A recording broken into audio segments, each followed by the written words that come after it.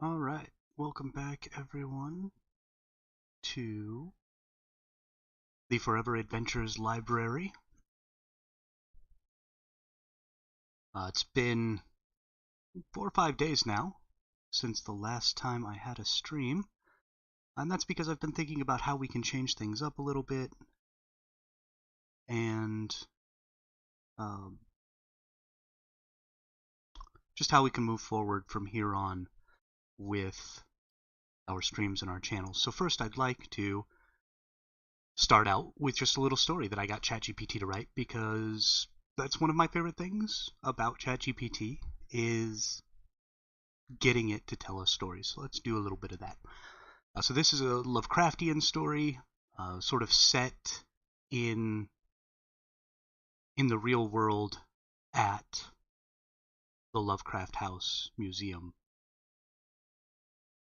and sort of in a more modern time. So the group of friends assembled outside the Lovecraft house with great anticipation, the somber sky above hinting at the dark and eerie atmosphere they were about to experience. The creaky door of the historic home opened slowly, and they were welcomed by a guide dressed in Victorian garb. "Greetings, my dear visitors. Welcome to the abode of the master of cosmic horror, Howard Phillips Lovecraft," the guide said in a polite yet eerie tone. The visitors all donned their augmented reality glasses and began the tour. The guide led them to the writer's study, where the towering bookshelves were adorned with dusty tomes and aged manuscripts. As they explored the various digital exhibits, one of the friends, a young man named Tom, gasped in awe. "What is this? I can see something moving inside the bookcase," he exclaimed, peering through his glasses. The guide smirked slightly. "Ah, young man, you have a keen eye for the strange and unusual. But do not be alarmed. What you saw is nothing but a product of our augmented reality technology," he explained. However, the other friends were not so sure. They began to feel an uneasy presence, as if the very air around them was alive with a sinister force. Emily couldn't shake the feeling of unease. "Something feels different. This isn't just technology. I can sense it," she whispered to her friend Sarah. As the group moved further into the exhibit, the digital recreations of Lovecraft's monsters became more and more vivid, almost as if they were alive. Suddenly a bizarre and twisted creature appeared in front of them, screeching and howling. The friends recoiled in horror, and as the creature vanished into the digital aether, they were left to wonder if what they had seen was real or just a trick of the mind. The guide turned to the shaken group and smiled enigmatically. "Fear not, my dear friends, for in this house the line between reality and fantasy is blurred. Who knows what dark and terrible things might await you in the depths of the abyss?" The guide's cryptic words sent shivers down the spines of the group, and they exchanged uneasy glances as they moved through the exhibit. As they passed by Lovecraft's writing desk, Sarah gasped and stepped back in horror. "Look!" she cried, pointing to the desk. "There's something moving inside the drawer." The guide, his expression unreadable, moved over to the desk and opened the drawer. Inside they saw a writhing mass of tentacles and eyes, a grotesque and otherworldly creature that seemed to defy explanation. The group recoiled in horror, but the guide merely chuckled. "Ah, I see you've discovered one of our special effects," he said. "But you mustn't be afraid, for everything you see here is merely a reflection of Lovecraft's imagination." Emily, however, wasn't convinced. She couldn't shake the feeling that there was something more to the museum than met the eye. "I don't believe you," she said, her voice trembling. "There's something unexplainable here, something beyond what we can see with our eyes." The guide regarded her for a moment, then nodded slowly. "Perhaps you're right, my dear. But if you truly wish to delve deeper into the mysteries of this house, you must be prepared to confront the darkness that lies within." With that, he led them through a hidden door and into a dark and musty chamber. The group hesitated, but the guide urged them forward, promising them that the secrets they would uncover would be worth the risk. As they descended deeper into the subterranean depths of the museum, the darkness and the silence grew more oppressive. As they rounded a corner, they came face to face with a horror beyond their wildest imaginings. A writhing mass of flesh and tentacles, a creature so terrible that they could not even comprehend its true form. The group was frozen with fear, unable to move as the creature advanced towards them. But as it drew near, Emily suddenly realized the truth, that the monsters of Lovecraft's imagination were not just stories, but real living beings that had existed all along. And as the creature loomed over them, she knew that they were in a fight for their lives, a battle against the darkness that threatened to consume them all. Emily's mind raced as the creature drew closer, its slimy appendages reaching out to grasp them. She knew that they had to act fast if they were to stand a chance of survival. "Everyone, keep your eyes on the creature," she shouted, raising her augmented reality glasses to focus on the monster's weak spots. Tom and Sarah nodded, quickly following her lead as they scanned the creature with their own glasses. They could see that the monster was vulnerable to light and fire, but its thick hide made it almost impervious to physical attacks. Emily pulled out a flare from her backpack, igniting it with a lighter. "We need to blind it with light and burn its flesh," she said, her voice firm and determined. As the creature lunged forward, the group sprang into action, showering it with a barrage of flares and flashlights. The monster howled in rage and pain, its tentacles flailing wildly. But Emily and her friends held their ground, dodging the creature's attacks and striking back with fierce determination. With each blow they landed, the monster grew weaker, its flesh seared and charred by the flames. Finally, after what felt like hours of fighting, the monster let out a final deafening screech and collapsed into the ground motionless. Emily and her friends stood there, panting and covered in sweat. As the guide emerged from the shadows, he looked at them with a mix of awe and respect. "Well done, my friends. You have proven yourself worthy of Lovecraft's legacy," he said, his voice filled with admiration. Emily smiled, feeling a sense of pride and accomplishment wash over her. She knew that they had faced something truly beyond the realm of human comprehension and emerged victorious. As they left the museum, the group felt a newfound appreciation for the dark and mysterious world of Lovecraft's fiction. They knew that they had witnessed something incredible, something that would stay with them for the rest of their lives. That's where we're going to end our little Lovecraftian tale. This is something I'm going to start doing from now on. I think I'm going to create something that's maybe only 5 to 10 minutes long. Just a little story to express how well I think ChatGPT does at storytelling. And because this is the Forever Adventures library, right? The reason I'm leaning so hard into ChatGPT on this channel is not because I want to be a technology channel, but because I want to look forward to the future of storytelling and how the future of storytelling can impact our society, and how AI is going to assist that future. And so we're pretty constantly going to be talking about, right now, ChatGPT. In the future, it will likely be a different model as things develop and as things change in that space. But we're going to start having at least a 5 to 10 minute story at the beginning of each of those, just to loosen things up, have a little fun, enjoy our story, and then we'll move forward from there. Today, well, first, let's talk about if you enjoyed the story, and if at any point you enjoy the stream. Don't forget to like and subscribe. It really helps the channel to grow. And we do have a couple of projects that we're running on Discord, the Forever Adventures Library project and the World Nexus project. The Forever Adventures Library is a place where amateur writers are coming together to create a series of never-ending choose-your-own-adventure books that we're writing in Discord. So absolutely, if you want to write or just read those books, drop by the Discord. The link's in the description. I think it's going to be a lot of fun. It's going to be a pretty huge project eventually. Things are getting going slowly, and that's partially my fault, but it will, as it progresses, become sort of this vast multiverse of stories that you don't even have the ability to read all of. And I think it'll be a lot of fun.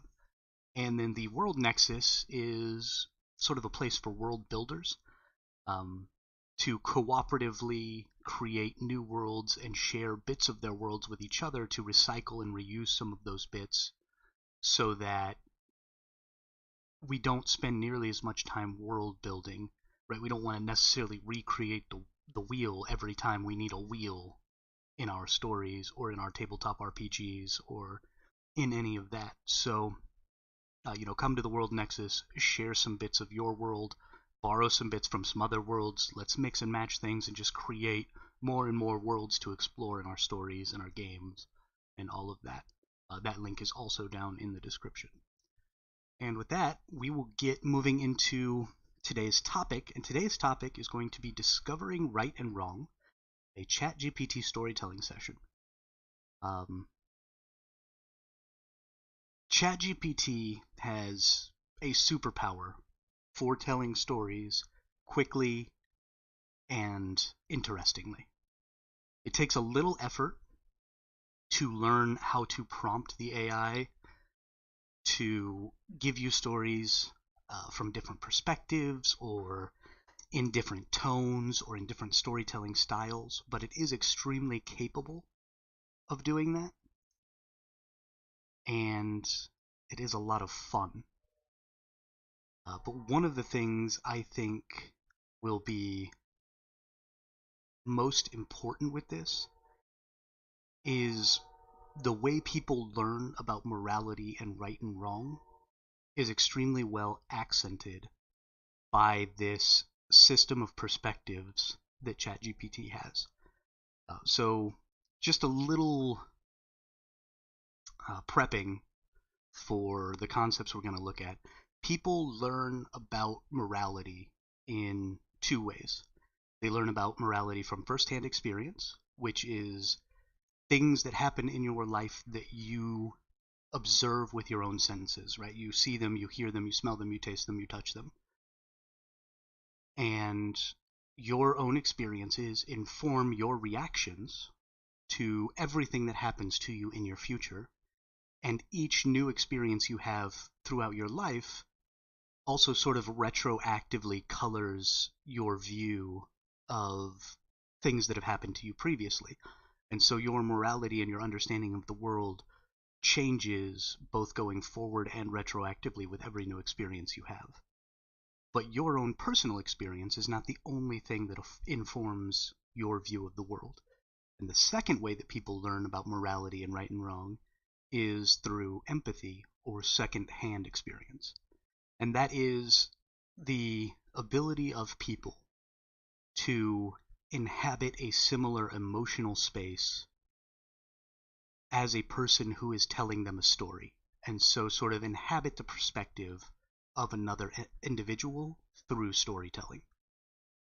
And these experiences, while they don't have as severe an impact on our opinions of morality, do have a significant impact on our experience or on our opinions of morality, and can be experienced more quickly and more frequently than our own personal experiences. And that is why I think that ChatGPT is such a superpower in that space, because you have the ability now to observe any situation that you might want to observe from any perspective that you might want to observe it from. And especially observing situations from wildly opposing perspectives than your own. And this is going to give you the ability to step outside of your own personal biases and start looking at things from those opposite positions. So I want to tell some stories today. Again, we're going to do this in a narrative style. Session has expired. Log in. Aw, sad day.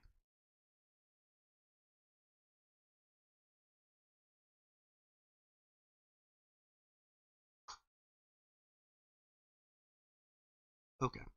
Got ourselves all logged in. So we're going to use that narrative style. We're going to tell stories that aren't necessarily portrayals of any specific person's experiences, but we want to look at how we can see things differently. So let's take a standard life experience, something that anyone and everyone can get behind, something that has been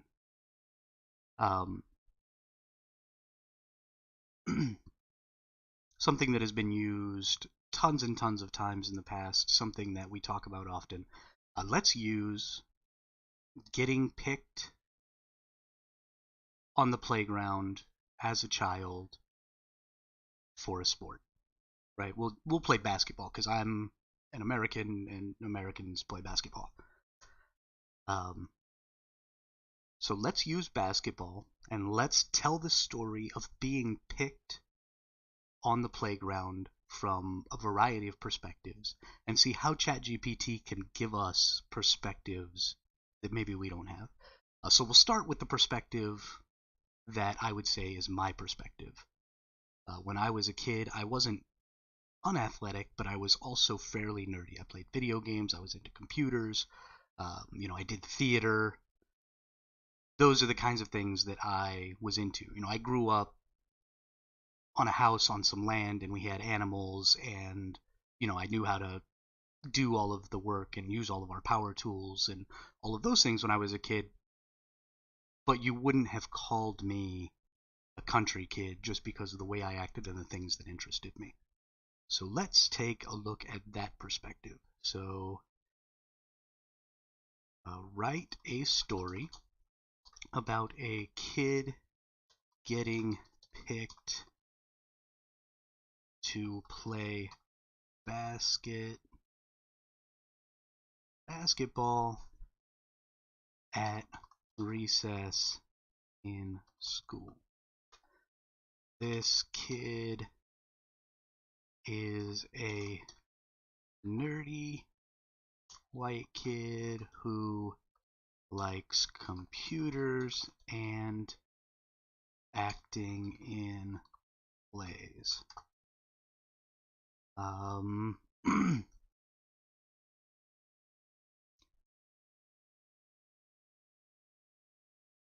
He is not overweight, but also not obviously athletic. And set this in the early 1990s. We're going to go back in time a little bit because this is when I was in grade school. Nope. Took me too long. Don't forget, if for some reason you get an error like this, don't forget to copy your prompt because it's going to go away when you refresh, most likely. And you don't want to have to retype it. And then we'll just put that in there. And we'll get our perspective. So it was a beautiful autumn day in the early 1990s, and the sound of sneakers squeaking against a pavement. You know what? It is going to. Well, we'll read it. It looks like it's going to tell it from the right perspective. I wanted to tell it explicitly to write it from the perspective of the kid. So it was a beautiful autumn day in the early 1990s, and the sound of sneakers squeaking against the pavement filled the air. Recess was the time of the day when students at Oakwood Elementary School got to unwind, burn off some energy, and socialize with their friends. But for Andrew, a nerdy white kid who liked computers and acting in plays, recess was the time of the day when he felt most out of place. He had no interest in sports, and his lack of athleticism made him feel like he didn't belong. One day, Andrew was sitting on a bench, quietly observing the other kids playing basketball, when he felt a tap on his shoulder. "Hey, Andrew, you want to play?" It was Jeremy, a tall and popular boy from Andrew's class. Andrew was taken aback. He didn't expect anyone to invite him to play basketball, but he decided to give it a shot. As he walked onto the court, he felt a sense of nervousness wash over him. He had never played basketball before, and he didn't know the rules very well. But to his surprise, Jeremy and the other boys were patient with him, showing him how to dribble, pass, and shoot. Andrew quickly realized that he wasn't half bad at basketball. He may not have been the most athletic kid on the court, but he had good hand-eye coordination from all those hours spent playing computer games. He started to feel more comfortable, and as the game went on, he found himself having fun. Eventually, it was time to head back inside. Andrew was sweaty and out of breath and exhilarated. He had never felt so accepted and included in a group of boys before. As he walked back to class, he knew that his experience on the basketball court had changed him in some way. He had learned that just because he wasn't obviously athletic, it didn't mean he couldn't enjoy playing sports with his peers. From that day on, Andrew looked forward to recess, eager to join in on the game of basketball with his newfound friends. And who knows, maybe he would even try out for the school basketball team one day. After all, he had discovered a new passion that he never knew he had. So the way I went about this time was actually kind of a mistake. And what I mean by that is ChatGPT has a particular proclivity to tell stories about children in as positive a light as it possibly can, and it takes significant maneuvering to get it to do otherwise, which would greatly corrupt the integrity of the story that we're trying to get at. So we're actually not going to use this particular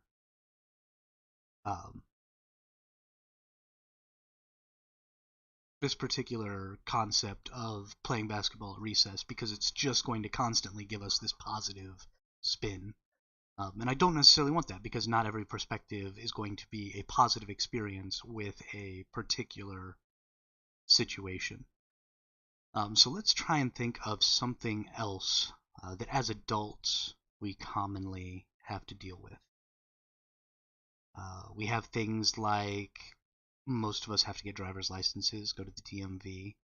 Again, you're going to find that a lot of my examples are going to be very um, United States experience centric because I am from the United States, and while I have visited some other countries, those visits have been relatively brief. So I don't know much about the commonalities of culture in a lot of other places. So I will try and find things that are probably um, analogous across the world, though. Driver's licenses or some sort of licensing to drive is fairly common. Um, Getting a job, obviously, is pretty universal, particularly that first job right out of school, something in the service industry, usually, working at a restaurant, working maybe in a call center, something like that. So maybe we should discuss from a variety of perspectives interviewing for a first job. And we will try and create some different perspectives to observe that from. Um, so, write a story about a middle class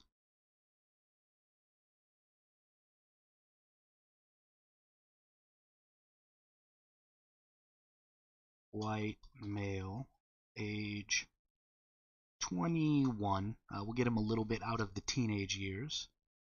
And 21 is the age of being able to drink and sort of manhood or whatever in the United States. So, write a story about a middle class white male, age 21, applying for their first job at a local chain store.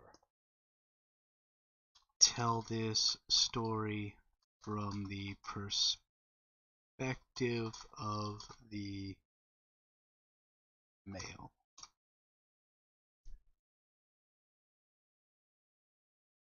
Include the interview. Okay.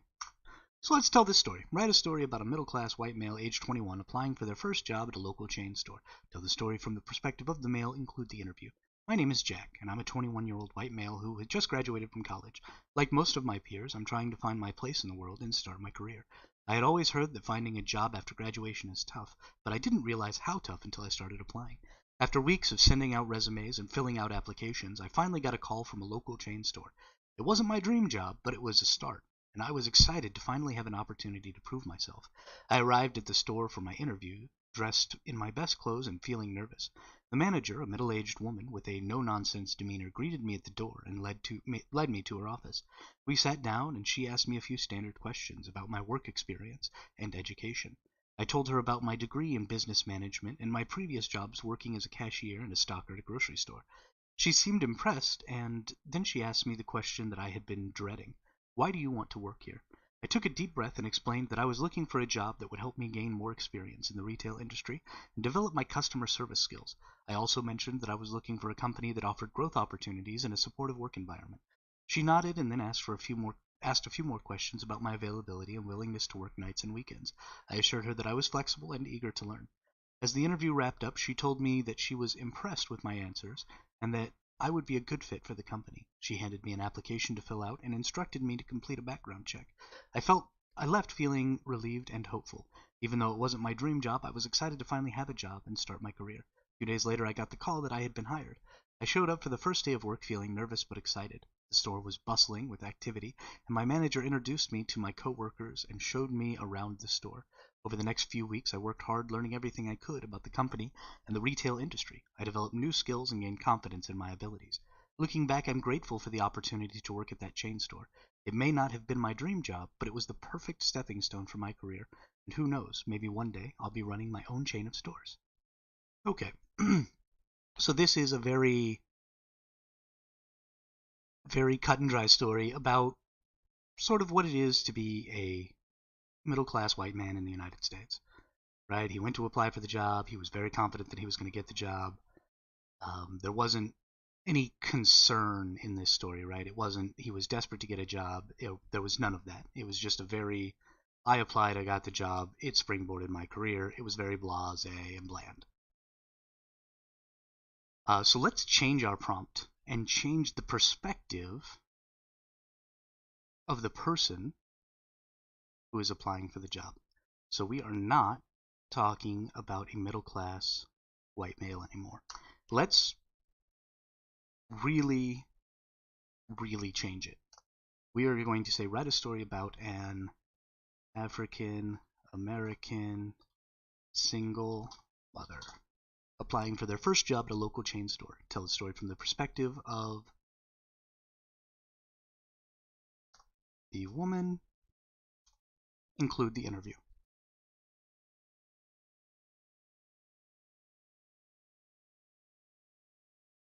And now let's see what it has. I am a single mother, an African-American woman who has been struggling to make ends meet. I have been unemployed for a while now, and it's been challenging to take care of my son and pay the bills. However, I decided to take a step forward and apply for a job at a local chain store. It was my first job application in years, and I was feeling both excited and nervous about the prospect of getting hired. I put on my best dress and headed to the store, trying to remain optimistic despite my nervousness when I arrived. I saw a group of people waiting in line for the interview. I felt a bit intimidated and wondered if I was good enough to get the job. As I waited, I started to observe the other applicants. They were all different ages and races, but one thing stood out to me. They all seemed more confident than me. Some had fancy degrees or previous work experience, while others were young and enthusiastic. Finally, it was my turn. Oh, I didn't give her an age. Oops. Finally, it was my turn to be interviewed. I stepped forward, and the interviewer greeted me with a friendly smile. I introduced myself and tried to keep my nerves at bay. The interviewer began asking me questions about my background, work experience, and skills. I answered each question as honestly as I could, hoping that my passion for work would shine through. As the interviewer continued, I started to feel more comfortable. I was able to show my enthusiasm and demonstrate how I could contribute to the store. I told the interviewer that I was a hard worker, a fast learner, and that I was willing to do whatever it takes to succeed. Finally, the interview came to an end, and the interviewer told me that they would get back to me within a week. I thanked them and left the store, feeling proud of myself for taking the first step. Days passed, and I anxiously waited for the store's response. One afternoon, I received a call from the store manager. They offered me the job, and I was over the moon with excitement. I thanked the manager and couldn't wait to tell my son the good news. I started working at the store the following week, and it was tough at first, but I was determined to succeed. I worked hard, learned quickly, and made sure to take advantage of every opportunity to improve myself. Years have passed since that first job interview, and I've moved up in the company. I'm now a manager and have been able to provide for my son in ways I never thought possible. That interview was a turning point in my life, and I will never forget the determination and resilience it took to get me where I am today.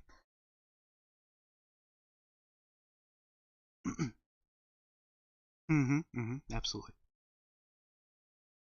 So now we take a look at sort of an opposing perspective to the one that we previously had, and we see a perspective that comes with a significantly larger amount of anxiety just straight from the get-go when it comes to this application and interview process. And it is important to understand that while this is not the perspective of an existing individual, right, we didn't find a specific person to get this story from, this is an experience that someone out there has had. Right? This is the thought process that went through someone's mind as they were applying for a job. And the reason that ChatGPT felt that it was right to put this perspective and this experience with this character is because in its data set, people who fit this character's description, however broad it was, are more likely to have included a story similar to this one. Right? It doesn't have an opinion on whether or not it is more difficult or more anxiety inducing for an African American single mother to be applying for a job or a single white man who just graduated college. Actually, it was kind of funny that it assumed that he had graduated college, was applying for a job. It is aggregating information and responding based on what it would assume a person with those identifiers would respond. Now, there is some stuff that goes on in the background. For example, these stories are all going to turn out positive, right? The person's always going to get the job, and that job is always going to be a springboard for their future success.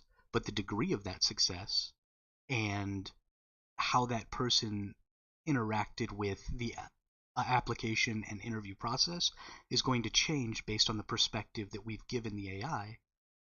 And so it's going to give us an opportunity to see the world from different perspectives.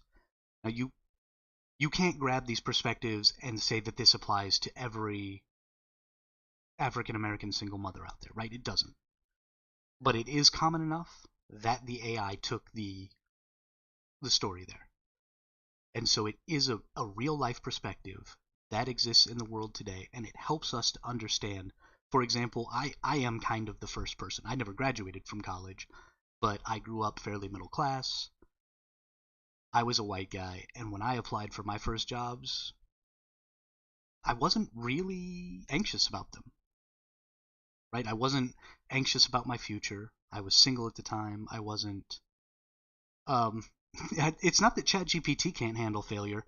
It's that ChatGPT just has a penchant for positivity. And normally, I think that penchant for positivity is a good thing. For example, I talk to ChatGPT about all of my streams when they're coming up. I've started playing tabletop RPGs and DMing recently, and I talk to ChatGPT about my ideas for story and how I'm going to run games. I talk to ChatGPT about a lot of things. And the positive reinforcement I get from ChatGPT is wonderful. Because every time you tell it an idea, it says, that's a great idea. Here are some ways that idea can be better. It is the epitome of an active listener and a positive influence. And I honestly, if you feel like you need some more positive reinforcement in your life, just go tell ChatGPT stuff about your day, and it will tell you all about how wonderful of a person you are, and it feels great. My mood has significantly improved since working with ChatGPT just because of that. So that penchant for positivity is good most of the time. In this case, it's probably not. I would like to see, some failure and how some of these different perspectives might deal with that failure. But again, ChatGPT is the first really big step for the public to be able to interact with a large language model of this caliber. And so little things like that are sort of holding the model back aren't going to be an issue in the future. So you have to remember that this is step one in what is going to be a large number of steps in the future of AI that are going to make the potential that we're looking at here drastically better. And it's already good enough to really help us understand the morality of where things are coming from. And so some people may be trying to understand, well, how does morality come into play here? And the place that morality comes into play here is the obvious difference in the starting point for each of these individuals as they went into this application and interview process, right? The single mother was in a position of necessity, needed this job, really was desperate for this job. The white 21-year-old male was in a position of, this isn't really the job I want, but I'm going to go take this interview anyway, because why not? And understanding that those perspectives are real in our society and that they fall along those specific lines is important. And we need to recognize them. And moving forward, we have the ability to recognize more and more of them simply by making queries like this to ChatGPT. Let's change the race of this person, and let's even change. So we'll make it a father, and we will still use a minority ethnicity, and we will make this we'll say first generation Korean American single father applying for their first job at a local chain store. Tell this story from the perspective of the father. And let's see how it changes based on this. We're going to refresh. Now, again, I'm not telling it to change the story after the story is told, because I don't want it to apply any of the context of previous stories to the new story. I want a fresh slate.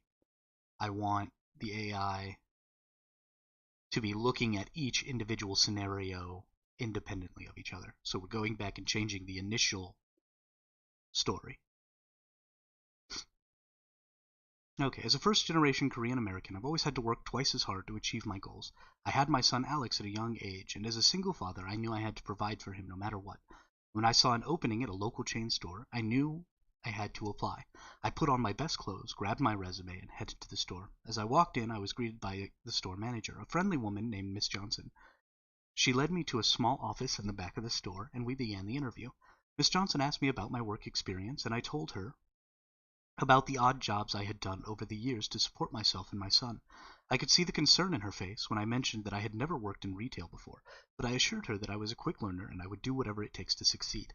She asked me some more questions, and I did my best to answer them honestly and confidently. When she asked me about my availability, I explained that I had to work around my son's schedule, but I was willing to be flexible and work evenings and weekends. After the interview, Miss Johnson thanked me for coming in and told me that she would be in touch. I felt the story. I felt this. Sorry. I left the store feeling hopeful but also a bit nervous. Would she give me a chance despite my lack of retail experience? A few days later, I got a call from Miss Johnson offering me the job. I was ecstatic and thanked her profusely. I couldn't wait to tell Alex that I had a job and could start providing for him even better. On my first day of work, I was nervous but excited. I arrived early and put on my name tag with pride. As I walked through the store, I saw the other employees stocking shelves and helping customers. They all seemed friendly, and I knew I was going to fit in just fine. Throughout the day, I learned how to use the cash register and help customers find what they were looking for. It was challenging, but I determined to do my best. At the end of my shift, Miss Johnson called me into the office and told me I was doing a great job. I felt a sense of accomplishment and relief wash over me. In the weeks that followed, I continued to work hard and learn as much as I could. I felt proud to be contributing to my family's income and providing for my son. I may have been a first-generation Korean American single father with no retail experience, but I was determined to make it work. So again, we're taking a perspective here of a person who finds themselves in a position of desperation, maybe not desperation, but of anxiety. We're looking at, and this is likely very common, a person who's had lots of odd jobs, maybe not had a very stable job, maybe taken some jobs that were paying under the table because they wanted to take advantage of a person who was from another country and who didn't have a lot of options as to how they were going to make it work for them here. Often when people decide to immigrate to countries for the sake of opportunity or whatever it is, they drain a significant portion of their resources in the effort it takes to make that immigration happen, and then find themselves in a position of need that is much, much greater than the average individual because there's nobody there for them to lean on. And so that need drives them to be much more vulnerable to people taking advantage of them. And so this is a great perspective to be looking at. Again, ChatGPT is the first step in models like this that are open as broadly as ChatGPT is to the public. And so we've got some kid gloves on here. Again, we're going to get a positive outcome. We're not going to get a terrible, terrible start. Right, in some of these situations, it's not just that this person was working odd jobs, but maybe I don't know, and that's something we can explore with it. But specifically, I'm trying to just get stories from perspectives here. Now I want to. So we've made a pretty significant change from a single white male of age 21 to a number of single parents. So in order to observe how the perspective might change if you were, say, a single white parent, let's go back and write a story about a... Oops. I said and first generation. Haha. I don't know what I'm writing. About a single white father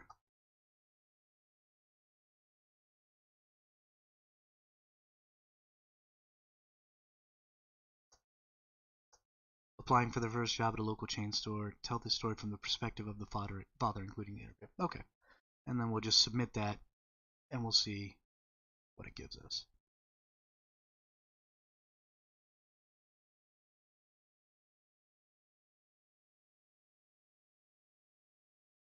Do.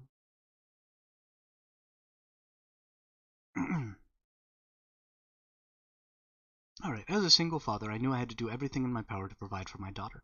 It was just the two of us against the world, and I was determined to give her the best life possible. So when I saw the local chain store was hiring, I knew I had to apply.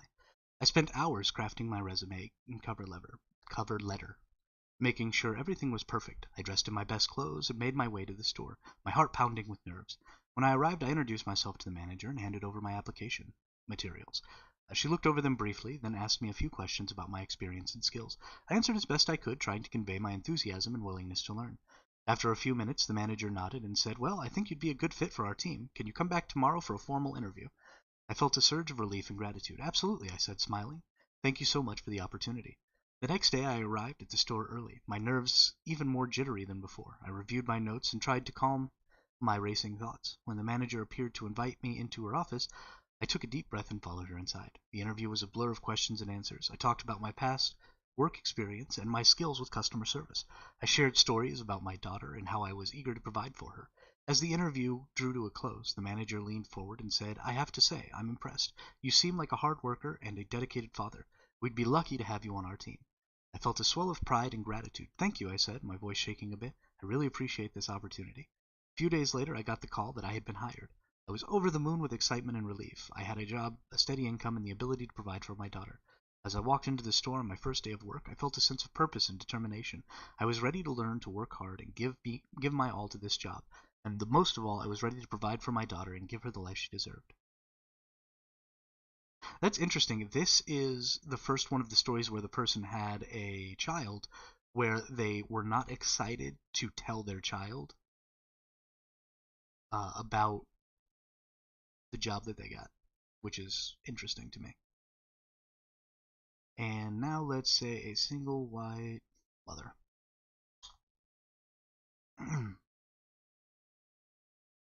Now we are specifically doing this across racial lines or ethnic lines, but, well, ethnic and um, gender lines. But there's lots of socioeconomic lines you could draw here. There's lots of age lines you can draw here, generational lines. There are tons of different lines you can draw to create these perspectives and to observe situations from those perspectives.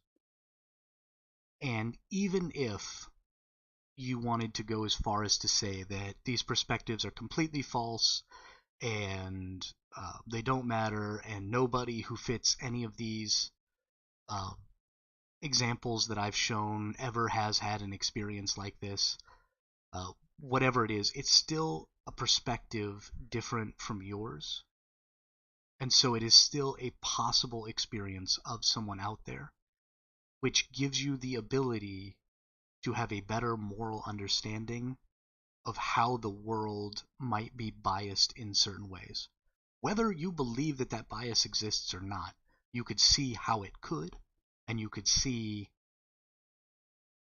how you might be able to combat those effects in the real world, and how your moral stance can change based on those. Now, I think that ChatGPT is doing a fairly good job of identifying some of the struggle of especially single parenthood in a capitalist economy.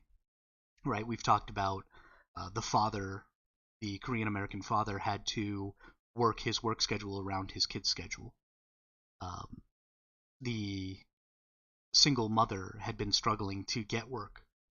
The single African American mother had been struggling to get work previously, and a lot of that was likely due to the fact that she was a single mother. And so we've definitely seen some real life existing struggles that happen specifically to parents of, or to single parents of children in the workforce. And so we can absolutely empathize with those situations and look at how we might be able to make something like that easier on those individuals. And this is, again, a very, very basic use of this concept and can be broadened and expanded in a lot of different ways that I'm not talking about right now. Because I'm not the best person to come up with those ways, because I'm not a professor or a student even of social sciences or economics or any of that stuff. So somebody in those professions would be much better suited than me. This is just something I've observed and something that I think is very important. So as a father, I was... Oh. Wrong! From the perspective of the mother.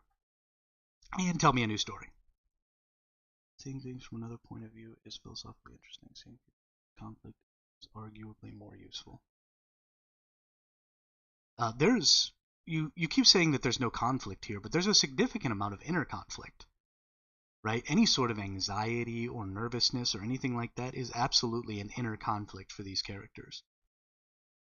So maybe there's not an outward conflict. These people aren't fighting with the interviewer or something like that, but they are absolutely fighting with themselves and fighting with their situation to attempt to overcome that. So it's not devoid of conflict.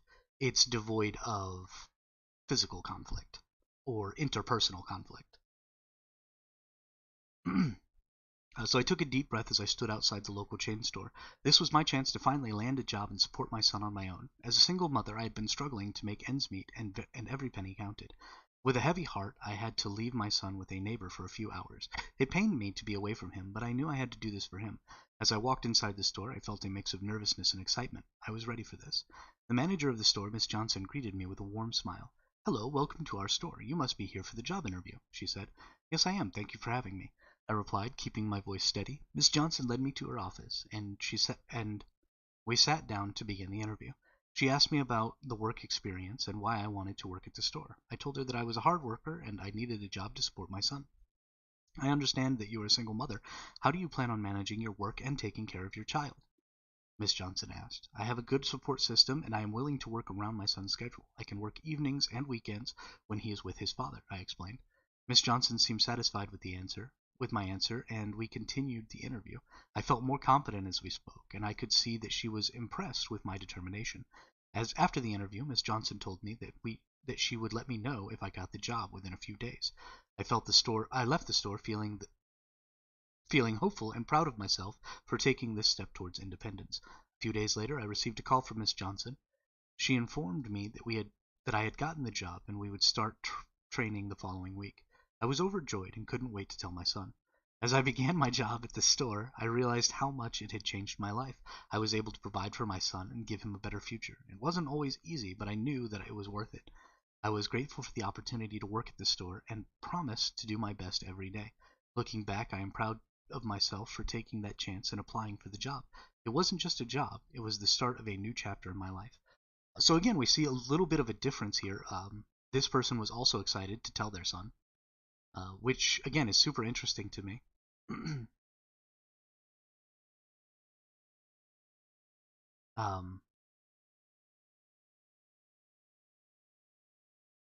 And also the mention of a support system that would allow this individual to be more flexible in their work schedule. And that was not something that we saw with our Korean American father, and it was also not something mentioned by our African American mother. Now, there is a little bit of creative license that ChatGPT is going to take with the stories, and so not every aspect of a story is always going to be added. But and again, we're only getting single stories from each of these perspectives each time, and so there's no way to say that those support structures wouldn't have been part of the story for one of the other perspectives at some point. But it does bring up an idea of the fact that, again, not everybody has an existing support structure to help them, right? Not every father to a child of a single mother or father, or not every mother to a child of a single father, is in the picture to be leaned on. And so that's another point that we can look at and empathize with how that might make that job search more difficult. And we can look at how having that support structure could make it easier. And we can look at how maybe we can develop that support structure for individuals who don't already have it existing. How could we take some of that burden? Because it's a burden that it talks about every single time. Say the character has bipolar disorder or autism. So absolutely, that is another. Paul just brought up the character could be bipolar or have autism or some other um, mental impairment or difficulty that is going to cause the application and interview process to be challenging in some additional ways. Uh, we've talked about these individuals feeling anxious, but none of them were so anxious that you could have maybe said they have, some sort of clinical anxiety or something like that, and you could absolutely add that as one of those parameters. There are tons of different lines you can draw, tons of different perspectives you can look at, and we are drawing an extremely narrow set of those parameters in the examples that we're putting out right now. And the reason for that is, I would love to be able to sit here for, 15 hours and just pound away at all these different perspectives. But every single situation that a person can experience in their life has billions of perspectives that are all going to experience that same situation, right? There are 8 billion people on the planet, and every single one of them is unique in the combination of difficulties that they have in each of the interactions in their life. So there are 8 billion perspectives on what it's like to apply for a job like this for the very first time. And so it would totally be impossible to look at all 8 billion of those perspectives.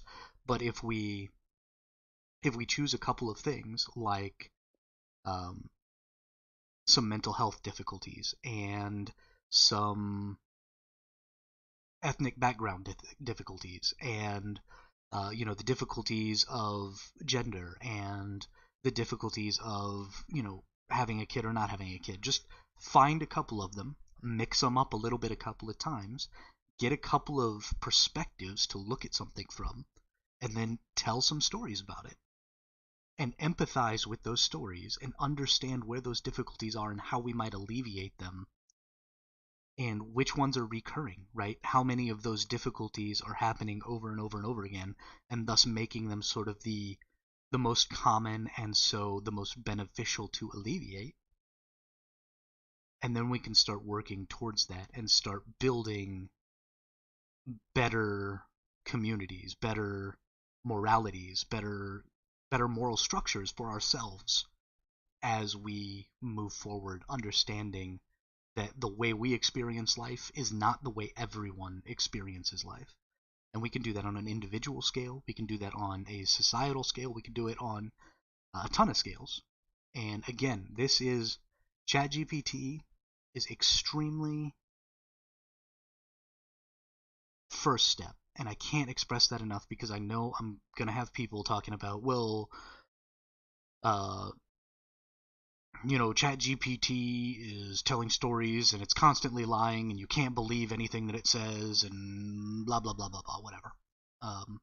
And that might be true. This is just absolutely a story, but it's a story built on ChatGPT's understanding of the data it was fed. And it's a story built on what it thinks a person with the parameters that I gave it would put in its story. So it's somebody's story, right? Somebody has had this experience. There are 8 billion people in the world. There's tons of experiences that go on every single day. And so I just think this is an extremely important way to observe morality, observe ethics, look at right and wrong, and look at maybe why you believe and think you don't want ChatGPT to teach you morals. Well, I'm not really asking you to get ChatGPT to teach you morals. I am getting you to get ChatGPT to tell you stories from different perspectives and then identify the correct moral stance based on those stories for yourself. Because that's the way you learn anyway, right? You meet people, they tell you stories about their life, oftentimes stories that you can relate to because you've had similar experiences in your life.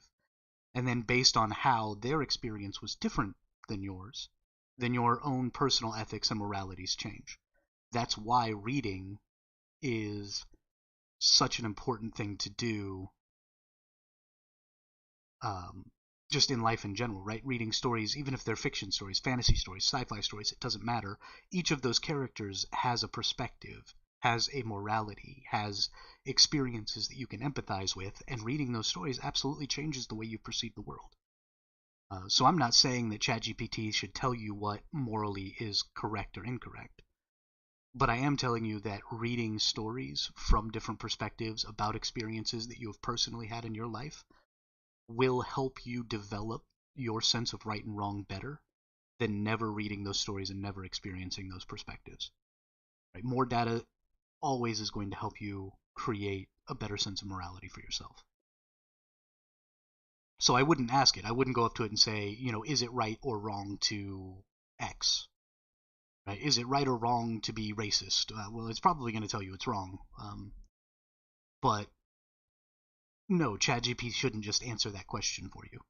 But you can absolutely ask it to tell you stories about experiences that people of different ethnicities and cultures have had, specifically even probably in your own country, and then look at those potential perspectives, look at those potential outcomes, know that somebody likely has a story just like that, and then decide for yourself, was that right or wrong? And that is going to develop your own personal sense of morality. So this was just a very brief example of how something like this could work. The future of AI is going to make things like this even better, because what AI is doing is aggregating the information on the internet, the stories that we tell. And that's through Reddit, that's through blogs, that's through vlogs, that's through all of this stuff. And so ChatGPT's understanding of this situation is based on the stories that real life people have told on the internet, whether it be anonymously or not. And so it's aggregating that information and then spitting you back sort of an average. And it's not exactly an average, but it's spitting you back something that has sort of happened to some of these individuals. And that aggregation is the important part. I mean, I can prove that ChatGPT doesn't avoid conflict. I can prove it right here. We've done this. I mean, I know you've been here when we've done this. Write a story about two swords people fighting to the death. In the ancient land of Amara, two legendary swordspeople, Hikaru and Akira, were preparing for the ultimate battle. Both had been trained in the art of the sword since they were young and had become masters of their craft. Hikaru and Akira had been rivals since they were children, always trying to outdo each other. As they grew older, their rivalry only intensified, and they were soon known as the two best swordsmen in all of Amara. One day, Hikaru challenged Akira to a duel to the death. Akira accepted, and the two set a time and place for their battle. The entire kingdom was abuzz with excitement, as no one had ever seen a battle of such skill and ferocity before. On the day of the duel, the two warriors faced each other with their swords drawn. The sun beat down on them, and the air was thick with anticipation. The battle began, and the two swordsmen were a blur of movement as they clashed their swords together. Hikaru was known for his quick strikes and cunning maneuvers, while Akira was a master of defense, deflecting Hikaru's blows with ease. The fight went on for hours, neither Hikaru nor Akira's gaining an advantage over the other. The crowd watched in awe as the two swordsmen danced around each other, their swords flashing in the sunlight. As the sun began to set, both Hikaru and Akira were beginning to tire. Sweat dripped down their faces, and their arms ached from this constant movement. But neither was willing to give up. Finally, as darkness fell over the land, Hikaru saw an opening in Akira's defense. With a quick strike, he lunged forward, his sword aimed for Akira's heart. But Akira was ready. In a split second, he shifted his weight with lightning-fast reflexes. He parried Hikaru's attack and struck back, his sword piercing Hikaru's heart. The crowd was silent as Hikaru fell to the ground, his lifeblood pouring out onto the earth. Akira stood over him, his sword still in hand. The battle was over, and Akira was the victor. But as he looked down at his fallen rival, he knew that the victory was bittersweet. For though he had won the battle, he had lost a part of himself that day. And so the kingdom mourned the loss of Hikaru. Akira retired from sword fighting, never to raise his sword in anger again, for he knew that the cost of victory was too high, and that the only true victory was to live in peace. So it'll absolutely do violence, conflict, death. This content may violate our content policy. Submit your feedback. Um, this is not ChatGPT, though. This is OpenAI saying that it's trying to rein in some of the violence and murder, and that's not what this model is here for. And I absolutely understand that. AI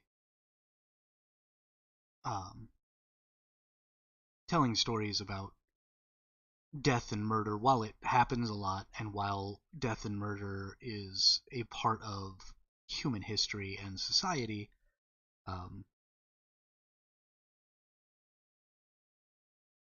right, but it didn't stop it from answering, right? It allowed me to see what it wrote. There's no shying away from anything here. This was a very well written combat, and the ending is extremely poignant. I love this ending.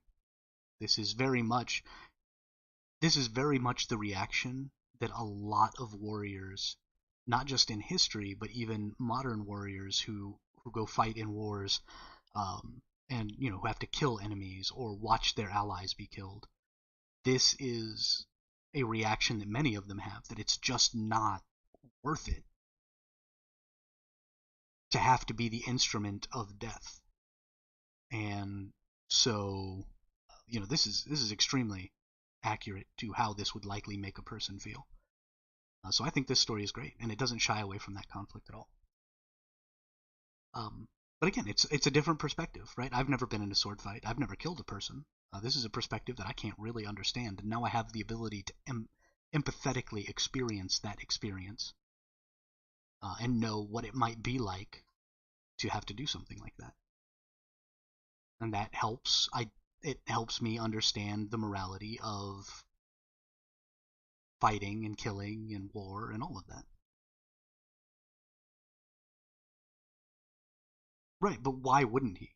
You're saying that is a bias of ChatGPT, but why wouldn't a person who had just been forced to take the life of another person over something like a duel, why would they not shy away from conflict and violence in the future? I think that's extremely common. So, yeah, this is probably going to be the end of today's stream. I like to keep these things around an hour. And so if you got any use out of it or you like the stream at all, leave a like and subscribe, help me grow. And again, we're going to be changing things up in the future. We're going to always start with just a story that I get the AI to write, because stories are important. And then we'll either talk about one of the projects like the World Nexus or something like that, or we'll talk about some sort of lighthearted story stuff, or maybe we'll find a more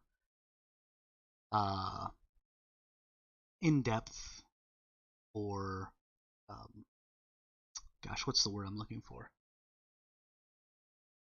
Maybe a deeper way that we can use the AI to our benefit instead of just telling stories, but still using a narrative style to use the AI to help us grow as individuals, as professionals, as whatever it is we can come up with. Because AIs are going to be extraordinarily powerful in assisting your growth in a wide variety of ways. And the narrative style of specifically large language models like ChatGPT also makes it very fun to do those things. So thank you all for coming out. Thanks again, Paul, for being in the chat and helping direct some of what we're talking about. And I hope everyone has a great day. Bye-bye.